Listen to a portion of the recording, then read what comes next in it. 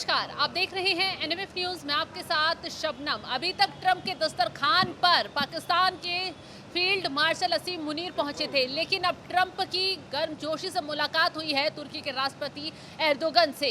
दोनों नेता NATO summit के दौरान गर्मजोशी से एक दूसरे से मिलते हुए नजर आए हैं और इस तस्वीर ने पूरी दुनिया का ध्यान अपनी ओर खींच लिया है, क्योंकि पाकिस्तान जो चीन का करीबी था, जो तुर्की है वो भी चीन का करीबी था, और अब चीन के करीबियों को अमेरिका और डोनाल्ड ट्रंप अपनी ओर खींच रहे हैं, उनके साथ लगातार डील कर रहे हैं।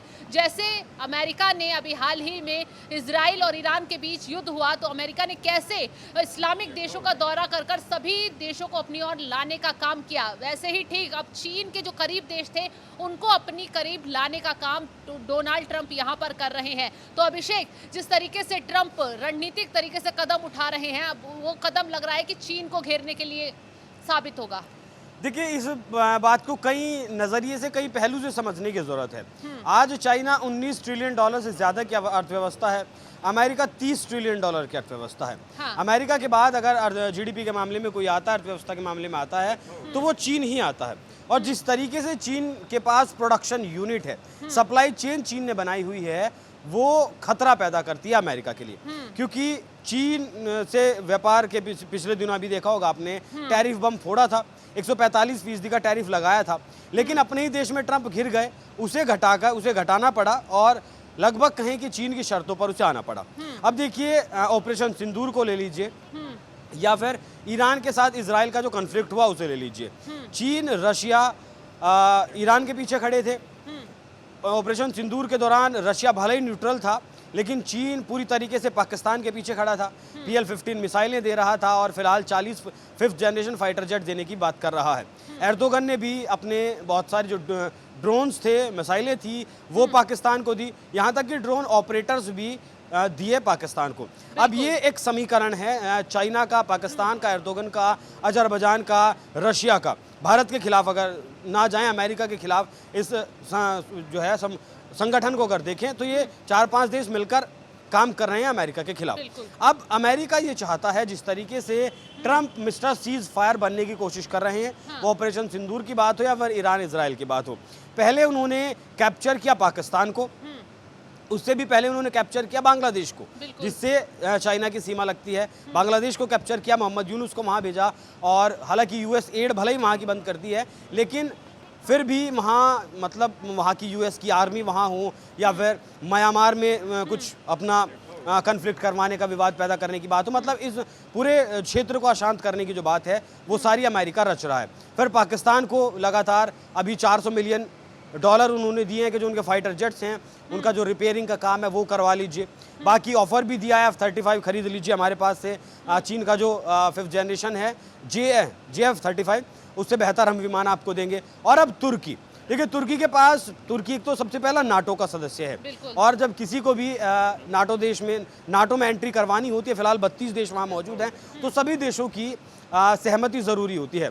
अभी कुछ और देश हैं जो नाटो में शामिल होने की कोशिश कर रहे हैं, उनके लिए तुर्की ने समर्थन दे दिया है। दूसरा, तुर्की की तरफ से, तुर्की का ये पहलू भी समझ लीजिए कि एक तरफ तो ट्रंप हैं जो फिलहाल राष्ट्रपति बनने के बाद मानते हैं कि वो 193 देशों के राष्ट्रपति बन गए, ऐसा उनका मानना है। ठीक वैसे ही ये जो एर्दोगन हैं, ये ऑटोमन एम्पायर से खुद को जोड़ते हैं। हालांकि ऑटोमन एम्पायर का बहुत छोटा सा हिस्सा तुर्की है, उस ऑटोमन एम्पायर का हिस्सा मानते हुए ये चाहते हैं कि वो खलीफा बन जाएं मुस्लिम वर्ल्ड का। मुस्लिम ब्रदरहुड में अगर कोई भी बात हो मुस्लिम देशों में, तो वो सर्वा बने, खलीफा वो बने। एक तो इस पहलू को समझ लीजिए। दूसरा पहलू ये समझ लीजिए आप कि फिलहाल आर्थिक संकट से गुजर रहा है तुर्की।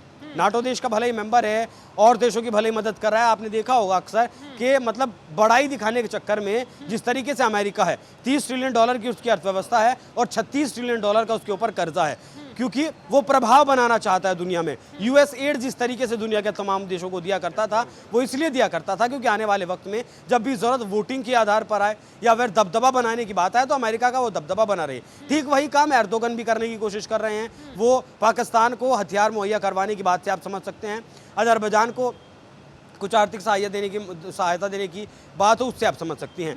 तो फिलहाल बहुत बुरे दौर से गुजर रहा है यहाँ तुर्की। बिल्कुल, अब अभिषेक। तुर्की को इस बात का पता है कि अगर उसकी गिरती हुई अर्थव्यवस्था को कोई बचा सकता है तो वो अमेरिका ही है, अगर मदद कर सकता है तो वो अमेरिका ही मदद कर सकता है, क्योंकि तुर्की इस बात को भी जानता है अगर चीन से उन्होंने मदद ली तो चीन ने जिस तरीके से श्रीलंका की मदद की वैसा हाल हो सकता है। पाकिस्तान की मदद करने के बहाने बहुत सारी पाकिस्तान की टेरिटरीज पर जिस तरीके से कब्जा तुर्की का हो चुका है वो काम भी हो सकता है।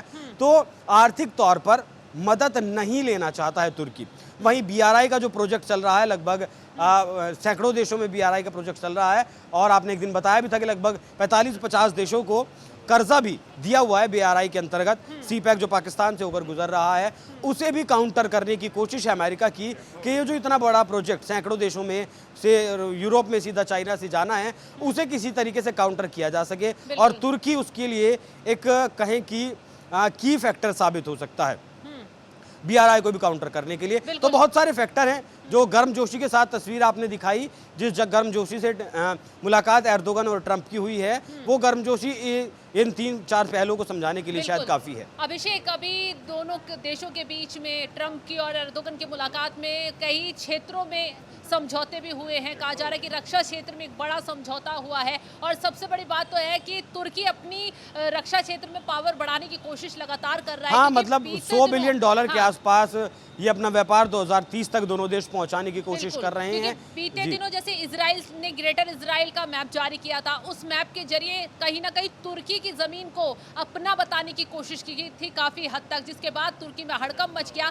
क्योंकि जिस तरीके से जो ग्रेटर इजराइल का नक्शा था उसमें उन सभी देशों का जिक्र है जहां पर ईरान की तरफ से तबाही मचाती गई हो, चाहे वो इजराइल हो, चाहे वो लेबनान हो, जॉर्डन हो, इन सभी देशों को तो टारगेट कर लिया गया। अब बारी तुर्की की आ गई है, और हो सकता है कि तुर्की अपने आप को रक्षा क्षेत्र में पावरफुल कर ट्रंप को साथ लेकर ग्रेटर इजराइल वाला जो पूरा प्लान है उसको फेल करने की भी कोशिश कर रहे हो। फिलहाल जिस तरीके से ट्रंप और एर्दोगन की मुलाकात हुई है उसको लेकर आप क्या कुछ राय रखते हैं, कमेंट कर अपनी राय जरूर बताइएगा, और तमाम खबरों की अपडेट के लिए आप हमारे साथ जुड़े रहें। नमस्कार।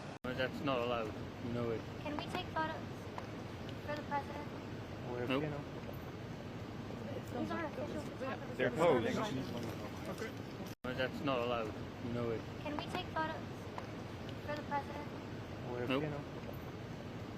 These are official photographers. They're posing.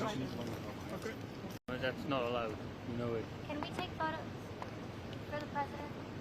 Nope. These are official photographers. They're posing.